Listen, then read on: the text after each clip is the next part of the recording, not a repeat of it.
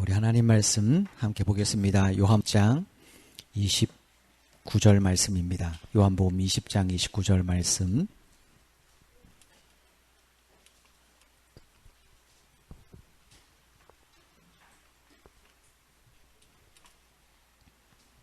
요한복음 20장 29절 말씀입니다.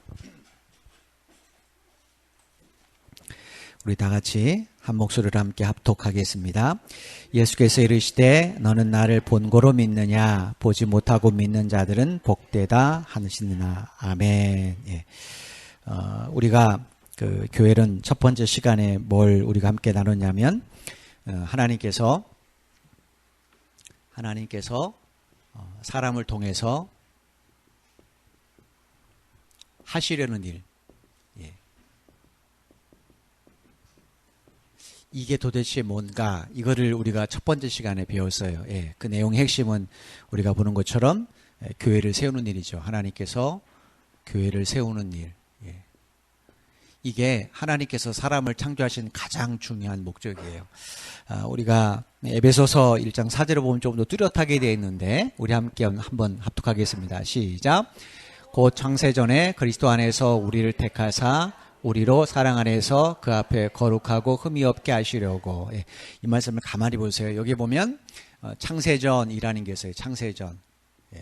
이건 곧 이제 하나님께서 세상을 창조하시기 전이라는 거죠. 창세전에 하나님께서 그리스도 안에서 우리를 택하셨어요. 자, 이 문장을 가만히 보세요. 하나님께서 그리스도 안에서 우리를 택했다. 우리를 택하셨다면 반드시 목적이 있겠죠. 그죠? 하나님께서 뭐 그냥 임의로 만드신 건 아니잖아요. 우리가 어떤 물건을 만들 때도 그 물건을 만드는 분명한 목적이 있어요. 그래서 회사에서 무슨 제품을 출시하면 자기들이 이 제품을 만든 목적을 PR을 하죠. 강력하게 PR을 합니다. 그래야 사람들이 자기가 필요하나 안 필요하나 생각해서 그걸 사죠. 때로 이제 부풀려 광고도 하지만, 하나님 그리스도 안에서 우리를 택하셨다. 하나님께서 창세전 우리를 택하신 목적이 있단 말이에요. 그 목적이 그리스도 안에서 이루어지는 겁니다. 그 목적을 하나님 그리스도를 통하여, 안에서란 헬라어 단어는 위하여도 있고, 그 다음에 통하여 이런 뜻도 있습니다. 근데 여기서는 통하여가 훨씬 더 나아요. 하나님의 그리스도를 통해서 우리를 통해 뭔가를 이루시기 위해서 하나님이 사람을 만드셨다라는 거예요. 그게 뭔가? 여기 보니까 그 앞에서, 그가 누구겠어요? 하나님 앞에 거룩하고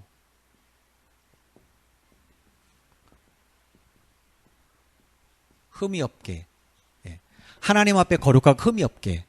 그러면 하나님께서 이 세상에 사람을 만드실 때 그리스도를 통하여 우리를 거룩하고 흠이 없게 하신다고 그랬어요. 자, 일단 그리스도를 좀 빼죠. 자, 우리를 택하신 목적이 거룩하고 흠이 없는 거예요. 그럼 이 세상에서, 우리가 사는 이 세상에서 거룩하고 흠 없는 게 뭡니까? 그건 성전밖에 없어요. 그죠? 성전은 거룩하지 않은 사람이 들어갈 수 있어요? 없어요? 없습니다. 성전에 만약에 죄를 진 제사장이라고 해도 거룩하지 않은 상태에서 들어가면 어떻게 됩니까? 죽어요. 왕 들어가도 죽습니다. 세상에 어떤 권력자도 성전에 거룩하지 않은 상태로 들어가면 죽어요. 다른 나라 왕궁에 거룩하지 않은 상태로 들어갈 수 있어요. 그죠? 체포된 구금이 될 수 있겠죠. 그런데 성전만큼은 달라요. 이거는 우리가 설교 시간에 말씀드렸지만 예수님 당시에 만약에 성전에 이방인이 들어갔다. 로마 시민권을 가진 사람이 들어갔다. 그러면 어떡합니까? 죽습니다. 이 세상에 거룩한 건 성전밖에 없어요. 성전을 뭐해 뭐 드립니까? 교회입니다, 교회. 그래서 하나님께서 이제 예수님이 오시기 전에, 예수님이 이제 오시잖아요. 예수님이 역사 가운데 예수 그리스도가 이 땅에 오시면 어떻게 하십니까? 이 성전을 하나님께서 완전히 무너뜨리셨어요. 그리고 예수님을 통해서 교회를 세우셨습니다. 주님이 하신 말씀이 뭐예요? 야, 너희들 내 몸을 헐라 그랬잖아요. 그죠? 그럼 내가 4일 만에 짓겠다. 누구를 가리킨 거예요? 주님의 몸. 그래서 주께서 하늘로 승천하시고 나서 AD 70년에 성전은 완전히 멸망하고 다시 재건되지 않습니다. 그 전에는 하나님께서 솔로몬을 통해 솔로몬 성전을 만드셨어요. 예. 그리고 나서 AD 586년에 BC 586년에 바벨론에서 남유다가 멸망할 때 성전이 무너졌어요. 그런데 우리가 아는 것처럼 학개서를 통해 보는 것처럼 70년 만에 돌아온 이스라엘 백성들이 어떻게 했어요? 성전을 재건하게 하셨어요. 하나님 성전을 재건하라고 독촉하셨단 말이에요. 학개서 우리가 우리가 예전에 설교한 것처럼 이스라엘 백성들 성전 짓기 어려우니까 포기하려고 그랬잖아요. 근데 하나님께서 에스겔 선지자도 보내시고 스파냐 선지자도 보내셔서 성전을 짓게 하셨단 말이에요. 예. 이유가 뭡니까? 성전이 아니면 이스라엘 백성은 거룩해질 수 있는 방법이 없어요. 예. 그리고 성전이 이제 예수님 당시에 헤롯 왕 때 성전을 다시 재건하게 하세요. 아주 웅장하게. 그런데 예수님이 십자가 사건을 완성하신 후에는 성전을 어떻게 하시는가? 무너뜨리시고 그 다음부터는 지금까지 성전을 하나님이 없애셨어요. 여러분 지금이라도 성전 지을 수 있지 않아요? 이스라엘의 국력이면 성전 짓고도 남습니다. 그죠? 근데 못 짓습니다.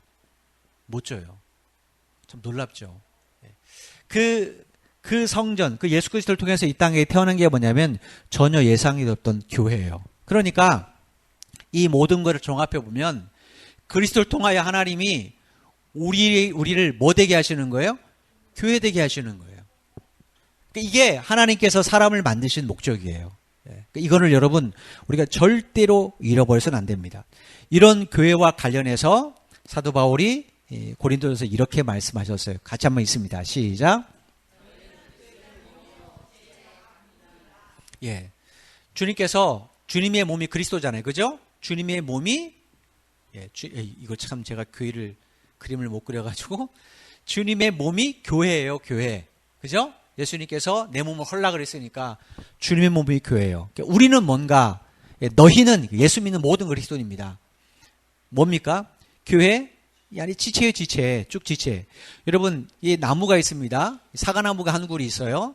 여기 이제 사과가 많이 열리잖아요. 그러면 여기 달린 모든 가지를 가리켜서 사람들이 통속적으로 뭐라고 말해요? 사과나무라고 그래요. 이거하고 이걸 따로 구분하게 말하지 않아요. 그냥 사과나무라고 말해요. 마찬가지로 주께서 그리스도의 몸이고 우리가 지체라면 우리는 주 안에서 뭐가 되는 거예요? 교회가 되는 거예요. 그런데 왜 하나님이 지체로 표현하셨는가? 우리 신체 구조 때문에 그래요. 하나님이 사람을 이런 모양으로 만드신 목적이 있어요. 왜 눈은 2개 만드셨고 코는 하나 만드셨고 귀는 2개 만드셨는가? 예. 만약 여러분 눈을 하나 만드셨다. 예. 지금 우리가 눈 하나 불편합니다. 처음부터 그랬다면 불편하지 않죠. 그죠? 손, 팔 다 마찬가지입니다. 그런데 하나님께서 만드신 게 뭔가?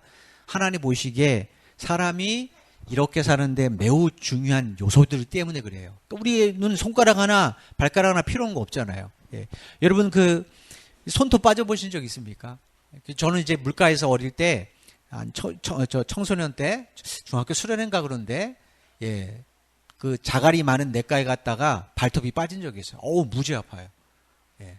모르겠으면 집에서 한번 해보십시오. 많이 아픕니다. 손톱 하나도 필요 없는 게 없단 말이에요. 마찬가지로 교회 안에서 필요 없는 사람은 없습니다. 이거를 누가 의식해야 되는가? 여러분이 인식하고 살아야 돼요.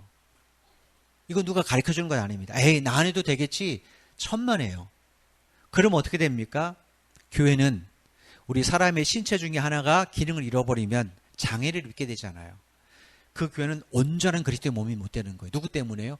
나 한 사람 때문에. 이건 여러분들 매우 중요한 이야기예요. 에이, 나 아니면 되겠지. 아닙니다. 나 아니면 교회는 온전함을 상실해요. 그래서 나 한 사람이 중요한 거예요. 예. 이거를 모든 성도들이 함께 공유하게 하시기 위해서 하나님이 예배라는 제도를 허락하셨어요. 그러니까 예배는 똑같은 내용을 똑같이 듣습니다.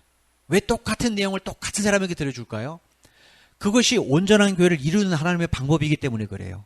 예를 들어서 어떤 사람은 저쪽 교회에서 설교를 듣고 어떤 사람이 이쪽 교회 설교 들었어요.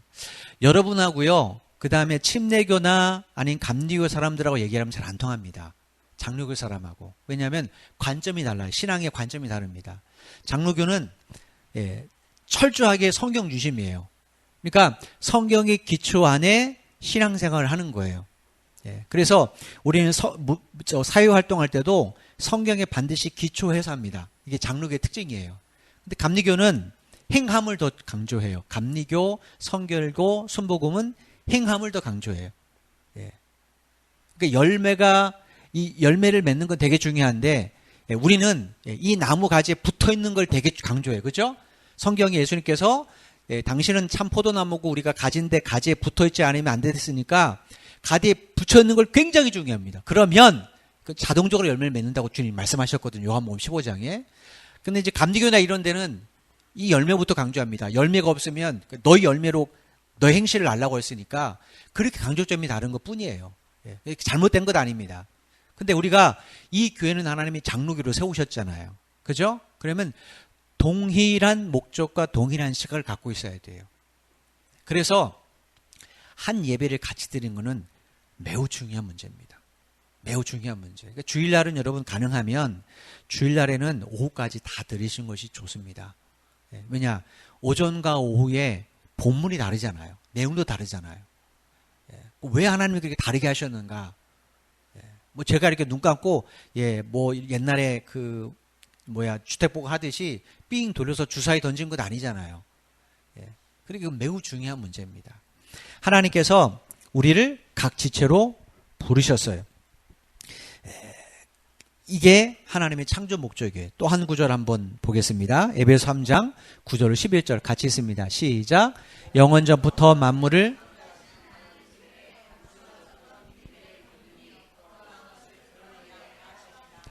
이는 이제 교회로 말미암아 하늘에 있는 통치자들과 권세자들에게 하나님의 각종 지혜를 알게 하려 하심이니 곧 영원부터 우리 주 그리스도 안에서 예정하신 뜻대로. 여기에 매우 중요한 단어가 또 하나 있어요. 영원전, 영원부터. 이거 무슨 얘기겠어요? 창조 전부터. 그죠? 창조 전부터. 만물을 창조하신 하나님 속에 감추었던 비밀의 경륜이라는 게 있어요. 경륜. 비밀의 경륜. 우리가 살펴봐야 될 것은 경륜이라는 단어입니다. 경륜. 도대체 경륜이 뭔가? 경륜은 하나님이 갖고 계신 계획을 경륜이라고 말해요. 하나님께서 가지고 계신 계획. 이게 경륜입니다. 그런데 영원 전에는, 창조 전에는 이게 비밀이에요. 비밀이 뭡니까? 밝혀지지 않은 거죠. 그죠? 창조 전에는 이게 밝혀지지 않았어요. 하나님께서 우리가 처음 살펴본 것처럼 보이지 않는 세상이 있어요. 분명히 하나님의 나라가 있는데 굳이 하나님께서는 세상을 창조하셨단 말이에요. 보이는 세상을 창조하셨단 말이에요. 이거 뭡니까? 뭔가 목적이 있지 않겠어요? 그죠? 분명히 하나님의 나라에 있어요. 하나님의 나라. 보이지 않는 하나님의 나라가 있는데 굳이 하나님께서 이 세상을 창조하셨어요. 이 비밀을 하나님이 이 당신의 계획을 밝히기 전에는 이게 비밀이에요, 비밀. 그래서 영원전부터는 비밀인데, 이제는 어떻게 해요? 경륜이 어떤 것을 드러내게 하셨으니까, 이제는 비밀이 아닌 거예요. 그죠? 비밀이 아닌데, 이 하나님의 계획을 뭘 통해 하나님이 밝히셨는가? 여기 보니까 교회를 통해서요. 말미암아 통해서입니다. 하나님이 교회를 통해서 당신이 가지고 계신 계획을 밝히셔서요. 세상에 드러내셨다라는 거예요. 그럼 도대체 그게 뭔가? 왜 하나님이 교회를 통해서 그런가? 이 교회가 하나님의 비밀의 경륜이에요. 자, 여러분, 하나님의 가장 큰 계획은 구속 계획입니다. 그죠? 인간을 다시 구원하시는 것. 뭐를 통해 구원하셨어요? 예수님의 십자가 사건이에요. 자, 예수님의 십자가 사건을 통해 뭐가 태어났다고요? 교회가 생겨났잖아요. 그죠? 그러니까 하나님이 교회를 통해 드러내신 게 뭐예요? 당연히 예수님의 십자가 사건이잖아요. 그게 하나님의 비밀의 경륜이에요. 지금은 비밀이 아니죠. 지금은 드러난 경륜이에요. 뭘 통해 드러냈어요? 교회를 통해서. 그럼 여러분 생각해 보세요. 이 보이지 않는 하나님 나라에 있었던 천사들, 영적인 피조물들, 우리가 요한계시록 보면 그룹들이 있고 막 그렇잖아요. 그죠? 영적인 피조물들. 이 영적인 피조물들이 하나님이 요걸 만드실 때는 왜 만드셨을까? 굳이? 그랬단 말이에요. 그런데 사람을 통해 이게 드러났어요. 그러니 이 영적인 피조물을 볼 때 분명히 인간은 자기들보다 못하단 말이에요. 그죠? 육신을 가진 인간은 시간적인 제한도 있고 공간적인 제한도 있고 능력의 제한도 있고요. 여러분 영적인 존재가 피곤하겠습니까? 육적인 존재는 피곤해요. 그리고 인간은 더군다나 타락했단 말이에요. 근데 하나님이 그 타락한 것을 꾸역꾸역 찾아가셔서 그것도 당신의 아들을 십자가에 내어주시면까지 그들을 구원하셨어요. 그리고 뭘 하셨다고요? 교회를 세우셨어요. 그러니 천사들이 보기에 교회가 얼마나 신비롭습니까? 그래서 베드로전서에 보면 이런 얘기가 있어요.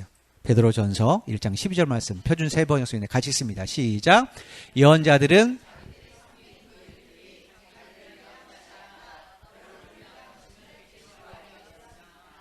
그 일들은 하늘로부터 보내주신 성령을 힘입어서 여러분에게 복음을 전한 사람들이 이제 여러분에게 선포한 것입니다. 그 일들은 천사들도 보고 싶어하는 것입니다. 예, 천사들, 예언자들은 자기들이 섬기는 이게 뭐겠어요? 구약의 선지자들이 계속해서 선포한 메시지를 말합니다. 하나님 예언자를 왜 세우셨어요? 당신의 말씀을 전하게 하기 위함이잖아요. 그죠?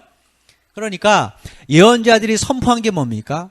당연히 메시아에 관한 메시지잖아요. 성경 구약성경 전체가 우리에게 들려주는 건 메시아예요. 근데 그 메시아의 핵심이 뭐예요? 복음이잖아요. 복음. 누군가 우리에게 복음을 전했어요. 그래서 우리가 그 복음을 또 누군가에게 전하게 되었어요. 그런 우리들을 통해 뭐가 세워졌다고요? 교회가. 그러니까 천사들이 너무 교회가 보고 싶은 거예요. 천사들이 너무 교회가 보고 싶어서. 왜냐하면 몰랐는데 이 하나님이 가져온 계획을 알게 됐잖아요. 예수님이 이 땅에 오신 사건을 통하여. 그리고 나서 그 인간을 하나님 어떻게 하셨어요? 당신의 아들을 삼아줬단 말이에요. 이게 너무 신기한 거예요. 너무 신기한 거. 그래서 천사들이 지금도 교회를 방문하고 싶어 한다는 거예요. 우리 교회가 이런 교회가 되기를 바랍니다. 예, 천사들이 방문하고 싶은 교회가 되어야 돼요. 예, 물론 사람들도 방문하고 싶은 교회가 되겠지만 진짜 교회는 천사들이 궁금해하는 교회예요. 사람들이 많다고 해서 그게 천사들이 궁금한 교회는 진짜 아닙니다. 온전한 그리스도의 몸된 교회만이 천사들이 보고 싶은 교회예요. 저는 우리 교회가 이런 교회가 되었으면 참 좋겠습니다. 예, 그러면 하나님이 얼마나 우리 교회를 통해 하신 일이 많겠어요. 그죠? 예, 이런 교회는 아까 말한 것처럼 누구 한 사람에 의해서 온전해지지 않습니다. 모든 지체가 하나가 되어야 돼요. 예. 여러분 이건 우리에게 매우 중요합니다. 그러니까 이 지체 가운데 누가 하나 죽어 있으면 그 죽은 지체로 인해 온몸의 건강도 상실하게 되는 겁니다. 그러니까 여러분 한 사람 한 사람이 얼마나 중요한가 한번 생각해 보세요. 예. 이렇게 우리가 건강해지려면 제일 필요한 게 뭔가? 바로 예배입니다. 예배. 여러분 이걸 아셔야 돼요. 그리스도인에게는 기본적으로 예배의 선택권이 없어요. 그리고 여러분들도 어떤 전공을 하는 필수 과목이 있잖아요. 필수 과목. 그 필수 과목 이수 못하면 졸업 못하잖아요. 그리스도인에서 예배는 온전한 지체로서의 필수 요소예요. 그리스도인들이 예배의 은혜를 상실해버린다. 예배의 중요성을 상실해버린다. 예배가 나의 선택 사항이 됐다. 그러면 일단 건강을 조심하셔야 돼요. 영적인 건강을. 이유가 뭔가? 네. 예배는 하나님이 우리를 교회로 세우시는 목적이 담겨져 있기 때문에 그래요.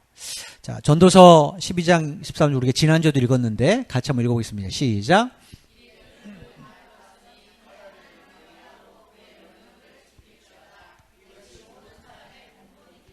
예, 우리가 본분이란 말을 우리가 지난 시간에 봤어요. 그죠? 본분이 뭐예요? 마땅히 해야 될 일.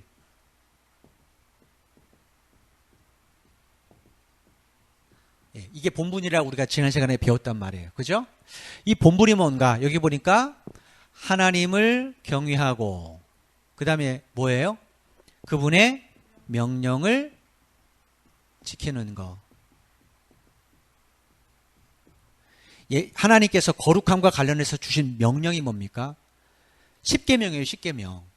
그 중에서 1계명부터 4계명은 하나님이 인간들에게 당신 앞에서의 거룩함을 강조하는 거예요. 그리고 나서 5계명부터 10계명은 그 거룩함을 가지고 나가서 이웃 간의 사랑을 실천하는 거룩함에 대한 내용들이란 말이에요. 그 내용이 뭡니까? 첫째, 하나님을 경외하는 거죠. 하나님만을 경외하는 거. 그죠? 그 다음에 1계부터 4계명은 다 하나님의 경외에 관한 이야기예요. 그리고 나서 네 번째, 명령을 지키는 것 중에 하나가 매일 중요한 것이 안식일입니다. 안식일. 안식일. 이건 구약 이스라엘 백성들에게는 목숨 걸린 문제예요. 목숨 걸린 문제예요. 지금도 유대인들, 이스라엘 사람들 중에 보수파가 있고 거기도 자유가 있어요. 보수 진보가 있습니다. 진보는 뭔가 이 가치관이 좀 세상적이에요. 세상적이야. 여러분 그 중동 지역에서 특별히 랍비들 중에서 빵똥모자 쓴 사람들이 있잖아요. 그 사람들이 랍비들인데 그렇게 경건한 유대인만 사는 지역이 따로 있답니다. 예. 거기 안식일 날 막 남녀 여자 팔짱 끼고 지나간다 막 돌 던진대요. 실제로. 그리고 제가 언제 말씀드렸잖아요. 안식일 날 그 사람 엘리베이터 타도 어떡합니까? 탈 때 내릴 때 이거 안 눌러요. 옆에 누구 있으면 자 눌러주십시오. 사람 올 때까지 기다리고 며칠 가다 눌러주십시오 이러지 자기가 안 누릅니다. 왜냐? 안식일 날 해서는 안 되잖아요. 안식일은 그들에게 목숨 걸린 문제란 말이에요. 자 그러면 이 안식일 날 하는 가장 중요한 행위가 뭡니까? 예배예요. 하나님께서 아무것도 하지 말고 뭐 하라고 그랬어요? 예배 드리라고 그랬어요. 그래서 안식일 날 예배를 안 드리는 유대인들은 하나님이 죽이라고 명령하셨어요. 이건 뭡니까? 그건 본분에 대한 이야기 때문에 그래요. 그러니까 예배는 뭐예요? 우리가 우리의 본분을 다 하는 겁니다. 그래서 예배는 사실은 주일 예배만큼은 우리의 선택사항이 없는 거예요. 이건 필수라고 생각하시면 됩니다. 물론 우리가 이제 오후 예배가 뭐 프로그램 때문에 이렇게 다르게 변형될 수도 있지만 그러나 전체로 모여서 하나님 앞에 영광 돌리는 부분은 동일합니다. 그래서 예배는 매우 중요해요. 얼마큼 중요한가? 일단 우리가 오늘은 아니죠. 요한복음부터 한번 읽어보겠습니다. 시작. 영과 진리로 예배할 때가 오나니 곧 이때라. 아버지께서는 자기에게 이렇게 예배한 자를 맨 마지막 부분에 하나님 누구 찾으신다고요? 이유가 뭘까요? 이 본분 때문에 그래요. 본분. 하나님이 비밀의 경륜이 교회를 세우시는 거예요. 교회 핵심은 예배에 있습니다. 거룩함이니까. 그러니까 하나님 어때요? 당신의 비밀한 계획을 가지고 실제로 이루어진 사람들 당연히 찾으러 가죠. 왜냐? 하나님의 사람을 창조하신 가장 중요한 목적은 사람과 하나 되어서 영원히 함께 사시기 위함이에요. 그건 요한계시록에 분명히 나타나요. 이건 이제 우리가 계속해서 다음 시간도 살펴볼 텐데 매우 중요한 부분입니다. 오죽하면 하나님이 찾으러 다니십니까? 어떤 사람이요? 그냥 예배자 아닙니다. 참되게 예배하는 자. 뭐가 참되게 예배하는 거예요? 영과 진리로 예배하는 것. 성령의 충만함으로 예배하는 것.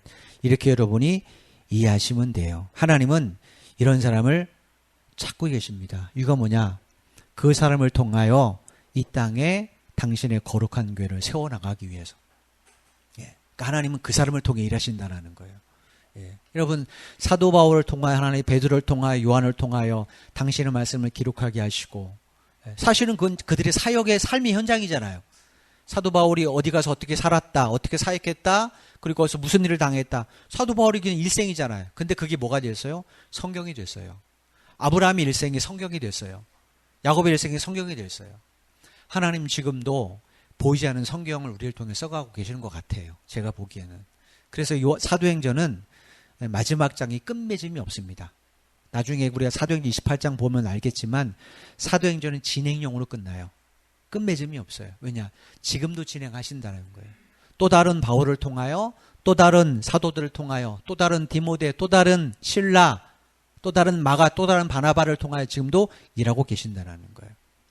이건 우리에게 매우 중요한 이야기입니다. 따라서 이 이야기, 하나님께서 예배자를 찾는다. 이 이야기를 바로 이해하려면 원론적으로 이제 삼위일체 하나님을 좀 바로 아는 일. 이게 매우 중요합니다. 왜? 삼위일체 하나님을 바로 알아야 영과 진리로 예배를 하죠. 그죠? 내가 예배의 주체가 되는 것이 아니라 하나님이 원하시는 예배를 드려야 되잖아요. 처음 여러분 생각해 보세요. 왜 하나님이 창세기를 펼치시고 아담과 하와를 통해 두 아들을 낳는데 첫 번째 사건이 예배 사건일까요? 그 예배 아벨과 가인의 사건의 핵심이 뭡니까? 예배 주도자가 누구냐는 거예요. 누굴 위한 예배냐는 거죠. 아벨은 하나님이 원하신 예배를 드렸고 가인은 자기가 드리고 싶은 예배를 드렸어요. 왜 하나님께서 타락한 인간에게 첫 번째 보여준 사건이 하필이면 예배일까? 그리고 요한계시록 마지막은 그러니까 성경 전체가 아담으로부터 이어진 예배자를 통하여 요한계시록이 완성되거든요. 우리가 아는 것처럼 족보, 아담의 족보, 거기 가인 있습니까? 가인 없어요. 가인 족보는 따로 빼줍니다. 그건 하나님 족보가 아니라는 거예요. 아벨의 족보이 노아로 이어가죠. 그죠? 노아의 족보가 다시 셈의 자손이 이어갑니다. 그게 이제 아브라함으로 이어가고, 그게 다윗으로 이어가고, 예수 그리스도까지 이어가잖아요. 예. 그 사람들의 핵심이 뭡니까? 아벨의 우선의 핵심이 뭐예요? 그건 하나님이 기뻐하는 예배자라는 거예요. 그래서 하나님이 그런 자를 찾으시는 거죠. 그러면 어떻게 돼요? 내가 드리고 싶은 예배가 하나님이 원하시는 예배를 드리려면 하나님이 누구신 줄 알아야 돼요. 그래서 우리가 지난 시간에 하나님이 누구신가에 대해서 우리가 함께 살펴봤습니다. 제일 첫 번째 지난 시간에는 우리가 하나님이 누구신, 성부 하나님이 누구신지 거기에 대해서 우리가 함께 나눴죠. 성부 하나님의 가장 큰 특징이 뭡니까? 성부 하나님의 가장 큰 특징. 하나님은 누구시라고요? 하나님 누구시라고요? 영이시라. 기억 안 하세요? 지난 시간에 내내 그 하나님 영이시다 그 얘기만 했는데 하나님은 영이시다. 이게 우리가 하나님을 의식하는 제일 중요한 문제예요. 그걸 알아야 영으로 예배드리라는 그 의미를 알죠. 우리가 성부 하나님 특징은 되게 많습니다. 전지하심, 전능하심, 무수히 많아요. 근데 예수님은 딱 성부 하나님에 대해서 뭐라고 하셨는가? 하나님은 영이시다. 이렇게 말씀하셨어요. 예수님은 자기 아버지 하나님을 여러 가지로 표현하지 않았어요. 단 하나, 하나님은 영이시다. 왜 이렇게 표현했어요? 영은 뭐에 제한을 안 받는다고요? 시간 그리고 공간에 제약을 받지 않으십니다. 그죠? 예. 이거를 과학적으로 그렇게 설명하기 위해서 질량이 제로라는 것 우리가 지난 시간에 얘기했잖아요. 그죠? 질량 얘기를 그저 끄집어내가지고 이걸 우리가 이해를 못하니까 우리가 이해하는 방식으로 이렇게 설명을 했어요. 하나님은 영이시다. 예. 여러분 예수님은 어떤가요? 예수님? 성자 하나님도 어떠실까요? 삼위일체 하나님이 되시려면 성자 하나님이신 예수님, 성령 하나이신 성령님 세 분 다 똑같이 영이십니다. 영. 예. 이 성령이 영이라는 건 우리가 이해하잖아요. 예수님이 영이다? 예. 여러분 시간과 공간의 제약을 받지 않는 것의 제일 중요한 핵심이 처음과 과정과 끝을 다 안다고 그랬죠. 그죠? 예수님이 이 땅에 오셔서 가룟유다가 배신할 걸 언제 하셨어요? 마지막 하셨나요? 마지막 때? 처음부터 하셨어요. 베드로 그 성격이 어떤지 처음부터 하셨어요. 예수님은 당신의 제자들이 배신할 것도 아셨고 그 다음에 배신하고 나서 그들이 다시 회복될 것도 아셨고 다 하셨단 말이에요. 그죠? 어떻게 하셨어요? 영이시니까. 그래서 예수님께서 인간의 몸을 입고 계실 때는 시간과 공간의 제약을 받으셨어요. 그런데 영의 특징은 그대로 갖고 계시죠. 그리고 나서 부활의 몸을 입고 나서는 어떻겠습니까? 더 이상 시간과 공간의 제약을 받지 않으셨어요. 그러면서 우리가 지난 시간에 살펴본 게 뭐예요? 예수님이 부활하신 후에 제자들이 있는 곳에 갔잖아요. 그죠? 가는데 어떻게 했어요? 그냥 문 꽉꽉 잠궜는데 그 방 안에 계셨잖아요. 벽 뚫고 가셨다고 그랬어요? 아니죠. 그 벽 뚫고 갔다고 이해하면 안 돼요. 그건 우리의 입장에서 그렇게 보는 거예요. 우리가 어떻게 안 되니까. 성경에도 벽 뚫고 갔다는 얘기 없어요. 그냥 방 안에 나타나셨어요. 다만 누가 못 본 거예요? 제자들이 못 본 거예요. 왜 못 봤을까요? 그 육체가 변형됐잖아요. 부활의 몸이잖아요. 부활하신 몸은 우리와 똑같은 구조의 육체가 아닙니다. 여러분이 나중에 이제 고린도서를 읽어보신 부활의 몸, 사도 바울이 고린도서 부활장을 이야기할 때 부활의 몸은 썩어질 걸 심고 썩지 않을 것으로 난다고 그랬어요. 예수님의 부활의 몸은 예수님이 십자가에 달려주기 전에 그 몸하고 똑같은 몸이 아니에요. 그 몸은 영의 몸입니다. 영의 몸. 그래서 시간과 공간의 제한을 받지 않아요. 그래서 제자들이 생각해 보세요. 마리아가 예수님이 십자가 부활하신 그날 마리아가 예수님 봤어요, 안 봤어요? 봤죠? 아니 막달라 마리아가 들어갔다 봤잖아요. 그래서 선생님 우리 예수님 시체 어디 갔어요? 물어봤죠? 아니 아는데 왜 못 알아봐요? 그럼 변형되셨기 때문에 그래요. 그래서 제자들이 봤어도 모르는 거예요. 유령이 다 놀라지 예수님을 모습을 모르는 거예요. 예수님이 나다라고 말씀하시기 전까지. 이거 뭡니까?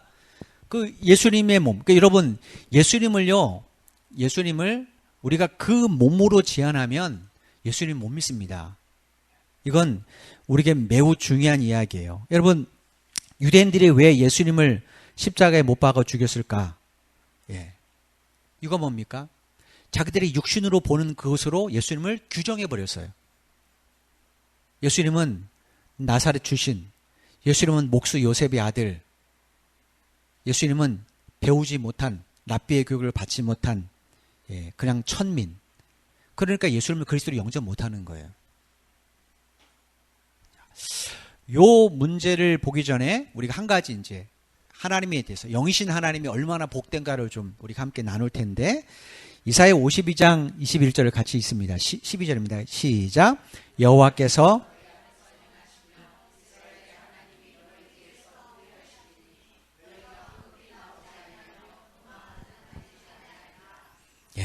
요게 하나님이 영이신 것에 대한 축복이에요.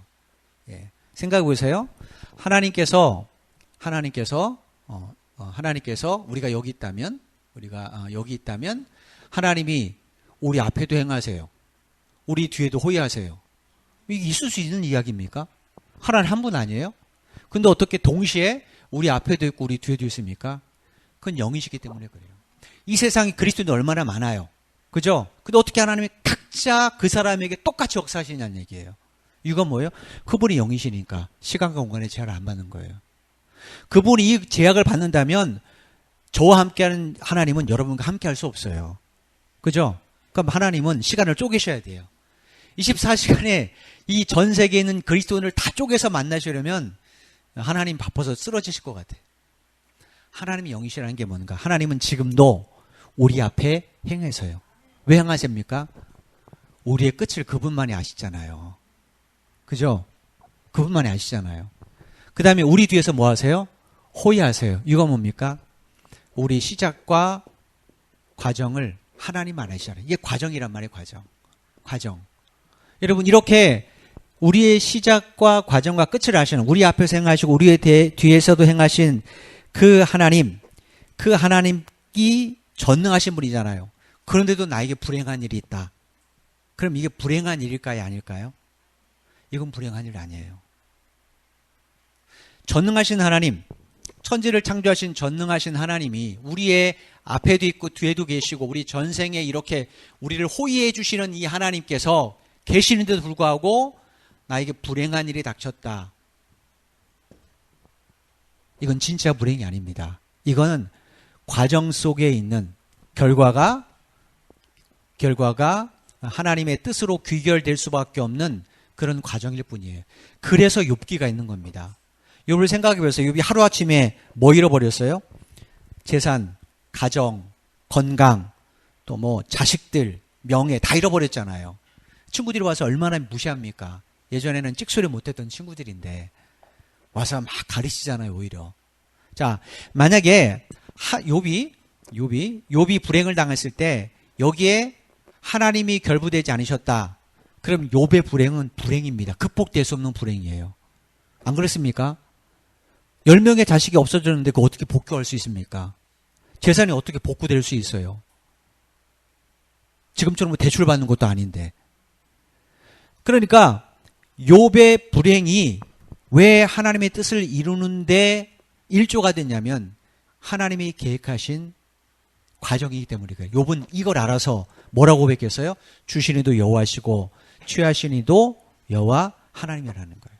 우리가 하나님 믿고 어려울 수 있어요. 근데 그건 과정이에요. 하나님이 욥에게 왜 이런 불행을 허락하셨습니까?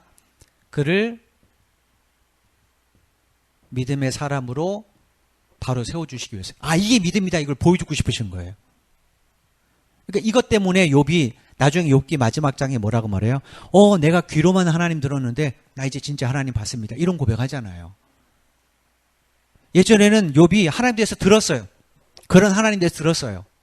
근데 이제는 진짜 자기 앞뒤에 계신 하나님을 눈으로 봤다라는 거예요. 하나님이 현몽하지 않으셨잖아요. 근데 욥이 그런 고백을 했어요. 이건 뭡니까?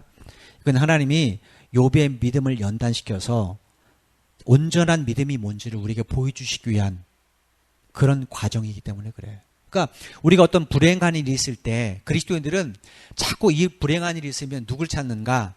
그냥 대충대충 신앙생활하는 사람을 찾아요. 하나님 이렇게 열심히 믿어도 내가 어렵네? 뭐하러 이렇게 열심히 믿어?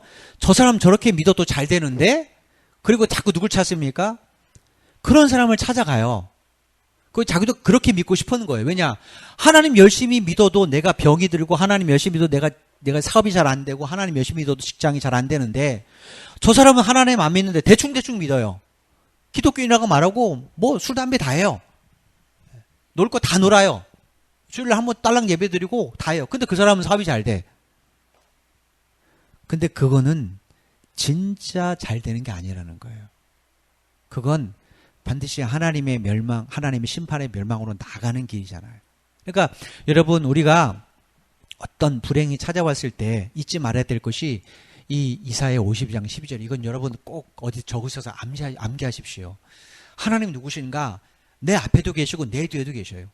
하나님 이렇게 호위하는데 누가 나를 괴롭힙니까? 하나님이 허락하지 않은 한 우리의 머리털까지 건들 사람 아무도 없어요. 사탄도 못 건집니다.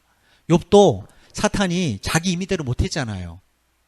이건 뭡니까? 하나님이 앞뒤에 계시니까. 그러니까 우리가 지금 힘들고 어려울 수 있어요. 그죠? 어려울 수 있어요. 이건 뭐예요? 과정이에요, 과정. 이걸 결과로 보시면 안 됩니다. 우리의 결과는 하나님 앞에 섰을 때 그 결과를 알 수 있어요. 그러니까 여러분들이 결코 이것 때문에 예배를 소홀히 한 일은 없으셔야 돼요.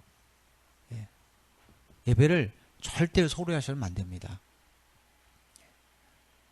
여러분들이 이것을 이 예배가 얼마나 소중한 걸 알면 얼마나 소중하면 하나님이 창세기 사람을 창조하시고 일곱째 날 쉬시면서 그날을 어떻게 하셨다고요? 복되게 하셨다고 그랬죠. 그 안식일이 우리 주일 개념이잖아요. 예배 개념이고 이건 뭡니까? 그날 우리에게 복을 주시기 위함이에요. 예배는 복의 통로와도 같은 겁니다. 여러분들이 이걸 잘 기억하셨으면 참 좋겠어요. 자, 그 다음에 우리가 다시 한번 예수님으로 돌아가서 예수님은 누구신가? 우리가 이제 마태복음 1장을 좀 읽어보겠습니다. 마태복음 1장 16절 찾아보죠. 이게 아닌데? 찾아보죠. 마태복음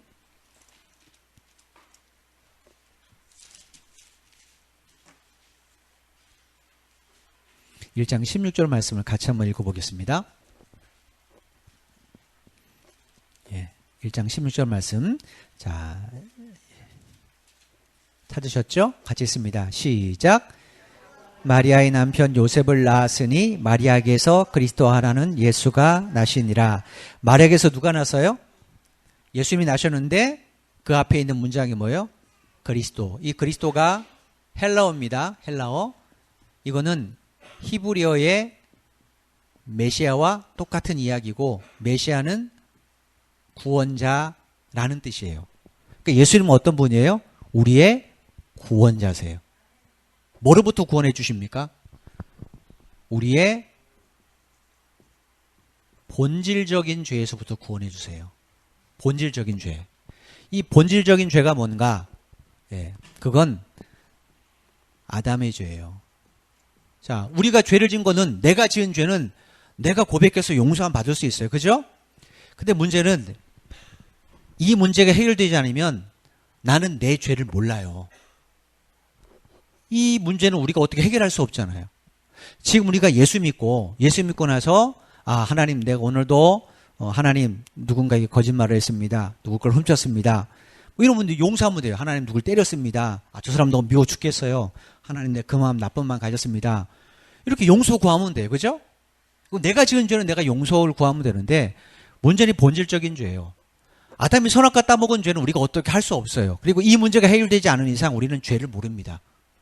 죄가 죄인지 몰라요. 이게 해결되지 않은 교회 밖의 사람들 죄인지 몰라요. 그죠? 지금 여러분 정치 혼란한 거 한번 생각해 보세요.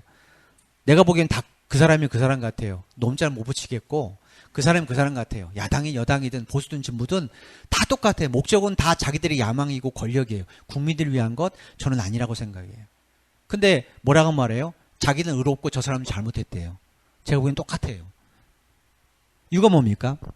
본질적인 죄의 문제가 해결 안 되니까 자기의 죄도 모르는 거예요. 그러니까 이게 해결되지 않으면 내가 죄인인 것도 인식 못해요. 예수님이 이 땅에 오셔서 뭐 했는가? 이 본질적인 죄의 문제를 해결했어요. 그래서 예수님을 둘째 아담이라 이렇게 이야기하는 겁니다. 첫째 아담이 누구예요? 이 본질적인 죄를 지은. 둘째 아담은 누굽니까? 예수님. 첫째 아담이 후손으로 태어난 모든 사람 다 죄인이죠. 자, 둘째 아담을 통하여 태어난 믿음의 모든 사람은 뭐가 돼요? 의인이 되는 거예요. 그래서 히브리서에 예수님을 둘째 아담이 이렇게 소개를 하는 겁니다. 성경 읽다가 여러분 둘째 아담 그러면 예수님이 예수님. 이 논리가 그래요. 사람이 하나님께서 이걸 설명해 줘야 되는데 사람의 논리로 설명해 줘야 사람이 이해하죠. 여러분 그 반려견 키우는 사람들 그거 교육하는 사람들 얘기 들어보면 그 개 모습 혹은 고양이의 그 상태를 보면서 그 마음을 읽어내잖아요. 그죠? 똑같아요. 그 수준에 내려가야지요. 사람의 수준에서 강요하면 서로 트러블만 생깁니다.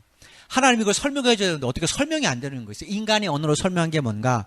예수님을 둘째 아담이라는 거예요. 왜냐? 첫째 아담을 통해 모든 후손이 죄인이 된 것처럼 둘째 아담을 통한 모든 후손은 의인이라는 것을 가르쳐 주시기 위해서. 그러니까 예수님 안에서 예수를 믿음으로 새롭게 된 사람만이 의인이 될 수 있고 그 예수님이 우리에게 해결해 준 문제가 뭐냐면 본질적인 죄로부터의 구원입니다. 그래서 이후에 우리의 모든 죄는 다 예수님의 이름으로 하나님 앞에 짓고 하면 하나님 어떻게 하세요? 용서해 주세요. 그건 내가 지은 죄니까 용서해 주세요. 왜냐? 우리는 예수 그리스도를 통하여 믿음으로 태어난 사람들이니까. 이거는 우리에게 묘조예요. 예수님은 우리의 구세주세요. 그 다음에 이제 요한복음 1장을 잠깐 읽어보겠습니다. 시작. 태초에 말씀이 계시니라.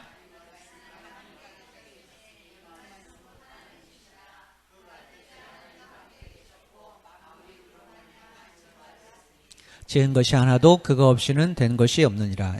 이건 여러분 다 아시는 문장이에요. 그죠? 태초에 뭐가 있었다고요? 태초에 말씀이. 이 말씀이 누구예요? 이 말씀은 예수 그리스도입니다. 태초에 말씀이 계셨어요. 이 말씀이 누구와 함께 계셨어요? 하나님. 이 하나님은 성부 하나님입니다. 그러니까 이 말씀은 성부 하나님이 아니죠? 그죠? 그래서 요한복음 1장을 쭉 내려가면 요한복음 1장 7절인가 17절에 말씀이 육신이 되어 라는 말이 나와요. 육신이 되어 이 땅에 거했다. 누구예요? 예수님이에요. 그러면 예수님은 태초에 말씀 되신 예수님이면 태초에 예수님이 계셨다. 그 예수님은 하나님과 함께 계셨고 그 예수님이 곧 하나님이라는 것은 예수님도 성령 하나님이라는 거예요. 그 다음에 그가 예수님이 태초에 하나님과 함께 계셨고 만물이 예수님으로 말미암아 예수님을 통하여라는 뜻이에요. 통하여. 예수님을 통하여 주셨다. 이게 무슨 이야기인가? 우리가 옛날에 삼위일체 하나님을 생각하면서 하나님의 계획, 디자인, 완성이라는 이야기를 한번 한 적이 있습니다. 성부 하나님 계획하세요. 사람을 이렇게 만들어야 되겠다. 사람을 통하여 이런 계획을 하나님이 세우세요. 그러면 하나님의 계획대로 그대로 디자인해서 실제로 만드시는 분은 누구예요? 성자 하나님, 예수님이에요. 그러면 그걸 만들었는데 그게 작동이 안 되면 안 되잖아요. 그래서 하나님이 사람을 흙으로 지으시고 그 코에 뭘 넣었어요? 성령을 넣었죠. 성령. 그죠? 하나님이 그 안에 성령을 넣으니까 완성되죠. 사람이 실제로 움직이는 생명이 됐잖아요. 그러니까 삼위일체 하나님을 계획할 때 하나님은 계획하시는 분. 예수 그리스도를 통해서 우리를 구원하는 계획을 누가 세우셨어요? 하나님이 세우셨어요. 근데 그 계획을 그대로 실현시킨 분 누구예요? 예수님이에요. 그 계획 실현시킨 계획을 우리에게 적용시키면 누구예요? 성령님이에요. 그래서 그 안에 성령이 없으면 그건 그리스도인이 아닌 거예요. 이 과정.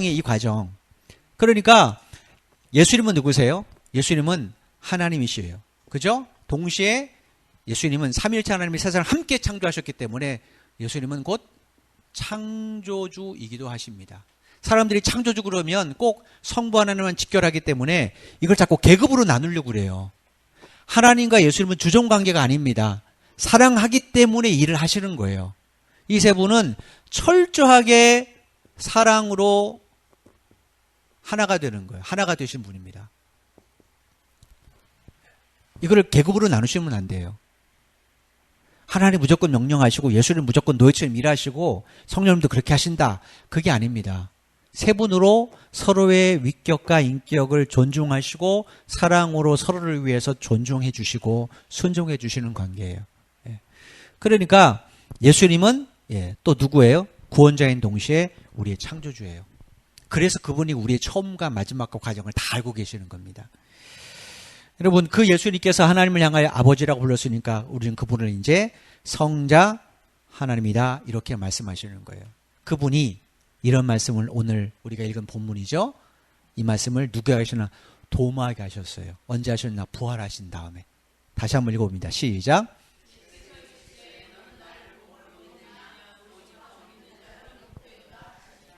예수님 왜 보지 못하고 믿는 자가 복되다고 했을까요? 아까 말씀드린 것처럼 보면 고정관념이 사로잡혀요. 여러분, 어린 아이에게 지금 시중에 파는 예수님 그림 있잖아요. 그거 계속 보여주잖아요. 그럼 그 아이는 예수님 그리라고 하면 그렇게 그려요. 예수님은 이 땅에 얼굴 남기지 않으셨어요. 그죠? 생각해보세요. 그때 화가가 없겠습니까?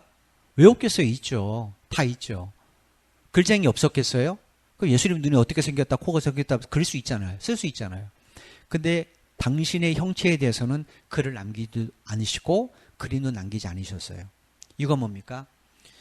예수님이 육신을 입고 온 그 상태는 그건 우리로 말하면 뭐라고 해야 되나? 그건 그냥 임시처소 그런 개념이에요. 그런 개념. 그래서 아까도 부활하신 예수님을 처음에 못 알아보는 거예요. 그건 그냥 임시 버전이에요. 임시 버전. 실제로 요한계시록 보면 그분은 어린 양과 같다. 그분은 빛과 같다. 이렇게 표현한단 말이에요. 그죠? 몰라요. 그 예수님의 실제 모습은 우리가 아버지 하나님을 모르는 것처럼 모릅니다. 영이시기 때문에. 천국에 가면 무슨 개념인지 우리 그때 가서 이해할 거예요. 그때 가서는. 그러니까 여러분 이 예수님을 여러분 생각할 때 철저하게 이성적인 고정관념을 버리셔야 돼요. 이분을 분명히 완전한 사람이시지만 사람의 개념으로만 자꾸 묶어두려고 그러면 예수님이 하신 일도 그건 당연히 그분이 하실 수 있는 일이잖아요. 그걸 그냥 기적으로만 치부해요. 중요한 거는 예수님이 그 일을 왜 하셨는가? 이게 더 중요한 건데 기적만 생각하니까 나에게도 기적을 달라고 요구하는 거죠. 그런데 예수님이 그 일을 하신 것, 만약에 예수님이 병자들만 고치고 이 땅에 오셨다면 다 고쳐야 되잖아요. 근데 어떤 사람은 고쳐주고 어떤 사람은 안 고쳐줘요. 장애인 많은데 어떤 사람은 고쳐주고 어떤 사람은 안 고쳐주고 그대로 있어요. 이건 뭡니까? 그건 예수님이 기적을 베풀기 위해 오신 게 아니라 뭔가 그를 통해 당신의 뜻을 이루기 위함이에요. 그래서 어릴 때부터 태어날 때 소경인 사람을 두고 제자들이 뭐라고 말해요? 예수님, 저 사람 왜 태어날 때부터 소경이 됐습니까? 누구 죄 때문입니까? 부모 죄 때문입니까? 그 사람 죄 때문입니까? 그 주님 뭐라고 말씀하세요? 아버지가 저를 통해 영광 받기 위해서라고 말하잖아요. 그러니까 여러분 우리가 그런 어려움이 있을 수 있어요. 근데 아까 말한 것처럼 우리의 불행은 인간적인 불행이 아니라 하나님의 우리의 믿음의 연단이든 훈련이든 그 과정 속에 있는 거기 때문에 하나님이 우리 앞뒤를 호위하고 계신다. 이것만 아시면 돼요. 그리고 그 안에서 우리는 뭐 하면 됩니까? 변함없이 흔들림 없이 욥처럼 하나님을 예배하고 하나님을 찬양하는 자리를 우리가 지키면 돼요. 믿음을 지키면 되는 거예요. 예, 이 성자 하나님이신 예수님께서 성령 하나님에 대해서 소개를 해주셨습니다. 예, 소개를 해주셨어요. 자, 우리 같이 한번 읽어봅니다. 시작. 내가 아버지께 구하겠으니 그가 또 다른 보혜사를 너에게 주사 영원토록 너희와 함께 있게 하리니. 예, 이 말을 보면 누구를 통해 하나님께 성령을 보내주세요? 예수님을 통하여 하나님께서 성령을 보내시는데 성령님은 아버지의 하나님으로부터 나오시는데 반드시 예수님을 통해서 나오세요. 그래서 예수를 믿지 않은 사람에게는 성령이 임하지 않는 거예요. 그 성령님을 예수님이 뭐라고 하냐면 보혜사다 이렇게 말씀하셨어요. 보혜사라 말씀하셨어요. 헬라어로는 무슨 뜻이냐면 돕는 자라는 뜻이에요. 보혜사가 헬라어로 돕는 자, 파라클레토스라고 말하는데, 근데 여기 보면 예수님께서 또 다른 보혜사라고 성령을 말씀하셨어요. 그죠? 또 다른 보혜사란 앞에 성령님을 해서 또 다른 보혜사라는 표현을 하셨어요. 그러면 또 다른이라는 것은 다른 보혜사가 있다는 거 없다는 거예요? 있다는 거예요. 그죠? 또 다른을 했으니까 이 성령님 전에 보혜사인 성령님 전에 또 다른 보혜사가 있다는 전제가 있단 말이에요.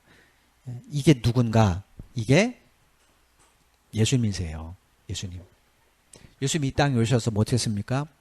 우리가 예수 믿은 우리의 죄를 사해 주시고 우리의 믿음을 지켜주시는, 보혜사는 옆에서 돕는다는 뜻이 있거든요.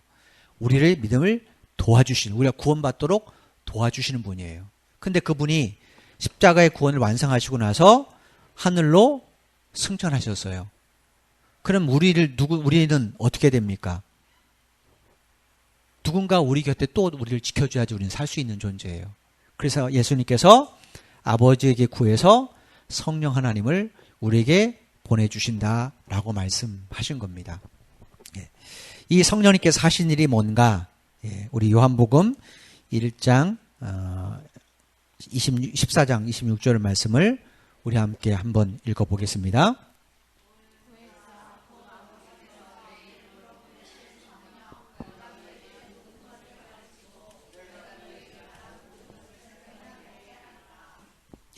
성령님이 하시는 일은 크게 두 가지예요. 요것만 우리가 함께 살펴보고 마칠게요. 첫 번째, 성령님이 하시는 일이 뭔가? 성령님은 여기 보니까 우리의 뭐 한다고요? 모든 것, 예수님께서 하신 모든 사역, 또 말씀, 이걸 어떻게 하십니까? 우리에게 가르쳐 주세요. 그래서 성령의 조명이 없으면 성경을 바로 이해할 수 없는 겁니다. 우리가 개인적으로 성경을 볼 때는 그렇게 기도하고, 성령님 오늘도 조명하셔서 나로 읽을 때 이 말씀이 좀 이해되게 도와주세요. 이 말씀을 읽고 내게 당신의 뜻을 알게 해주세요라고 기도하는 것이 참 좋습니다. 성령님은 우리가 하나님이 왜 예수님이 그런 사역을 하셨는지, 예수님 십자가의 개념이 뭔지, 왜 예수님이 그런 말씀을 남기셨는지, 예수님에 관한 모든 것, 이건 성경 전체에 관한 거죠. 그걸 우리에게 가르쳐 주시는 사역을 하세요. 또 한 가지 성령님이 하시는 게 우리를 책망하시는 사역입니다. 같이 한번 읽습니다. 시작.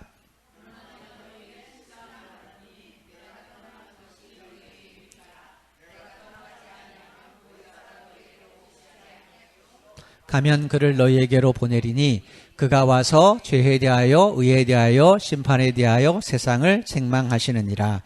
성령님이 하시는 두 번째 사역이 책망입니다. 뭘 책망하겠어요? 우리의 잘못된 행실들, 죄들, 이런 거를 책망하시죠. 그러니까 성령 충만이 뭐냐면, 어떤 사람이 성령 충만한 사람인가? 성령 충만한 사람은요, 성령의 책망할 때 깨달아 바로 회개하는 사람이에요. 그게 성령 충만한 사람이에요. 설교를 들으면서도 성령의 책망이 우리에게 있잖아요. 설교 들으면 여러분 성령의 책망 안 느낍니까? 저는 준비해서 굉장히 많이 느끼는데, 말씀을 대하면요, 그 말씀에 이 두 가지가 다 들어있어요. 설교 들을 때 보면, 설교 들을 때 우리에게 이것도 가르쳐 주시고, 그리스도인이 뭔지, 왜 그렇게 살아야 되는지 가르쳐 주시고, 동시에 그 이면에는 너는 왜 그렇게 살지 못하느냐라는 책망이 있습니다. 이 책망을 겸손히 받아들이는 사람, 이 사람이 성령 충만한 사람이에요. 이걸 무시하면 그 사람은 신앙이 성장하지 않습니다. 절대로 성장하지 않아요. 여러분 오답 노트라는 것 알죠? 문제 풀고 잘못 푸는 것에 대해서 그거 다시 풀어가는 거잖아요. 그 오답 노트를 통하여 정답을 찾아가고 실력을 향상시키는 거잖아요. 그 틀린 거 안 살펴보면 어떻게 됩니까? 그 사람은 그 문제 또 나오면 계속 틀려요. 성령님이 우리에게 책망하실 때 여러분이 중요한 걸 그 책망을 겸손하게 받아들이셔야 돼요. 예배에 대해서 우리의 신앙생활에 대해서 책망하실 때 그걸 무시하시면 안 됩니다. 그걸 겸손하게 여러분이 받아들이셔야 돼요. 왜냐? 하나님의 목적이 뭐예요? 우리를 거룩하고 흠이 없는 자, 바로 말하면 온전한 교회가 되게 하시는 것. 이게 하나님이 우리를 창조하시고 구원하신 목적이잖아요. 그래서 집이 잘못된 부분이 있으면 계속 거기를 보수하는 것처럼 성령님이 이 두 가지 사역을 행하시는 겁니다. 이거는 달콤해요. 달콤해서 들을만 합니다. 이건 써요. 사람들이 싫어하는 거예요. 이 두 가지 요소를 여러분이 다 받아들이셔야 돼요. 그래서 이걸 책망을 바로 깨달아야 여기에 온전히 보았된 삶을 살아가죠. 이게 성령의 두 가지 사역입니다.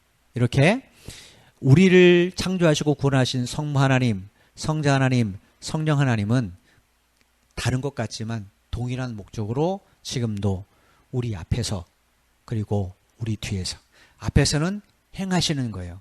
여러분 길잡이 보십시오. 뭐 정글 같은 데 보시면 길잡이들이 사람 앞에 갈 때 칼 같은 걸로 다 앞길을 만들어 주잖아요. 하나님이 광야에서 어떻게 하신다고요? 길을 내시잖아요. 그 다음에 사막에서 뭘 내세요? 물을 내시잖아요. 왜냐? 거기 필요한 게 뭐냐니까. 하나님이 앞서 행하니까 필요한 걸 아시는 거예요. 그 다음에 뒤에서 뭐 하십니까? 호위하세요. 이걸 정확하게 우리에 보여주는 것이 이스라엘 백성들이 홍해바다 건널 때 여기 누가 쳐들어왔습니까? 뒤에서 애국군대. 그죠? 애국군대. 홍해가 갈라졌잖아요. 하나님께서 여기서 가로막으시면서 이스라엘 백성들을 호위하시죠. 그리고 이 앞길 어떻게 합니까? 인도에 가세요. 불기둥과 구름기둥이 이 역할을 하잖아요. 이게 정확하게 이야기예요. 하나님이 지금도 그렇게 우리를 인도하고 계신다라는 겁니다. 이유가 뭐예요? 교회 세우기 위해서. 근데 이 교회를 하나님은 나 하나가 아니라 공동체로 점점 확대되기를 원하시는 거예요. 그래서 우리 한 사람 한 사람의 신앙생활이 그만큼 중요한 겁니다. 여러분들이 이 일에 동역자가 되시길 바라요.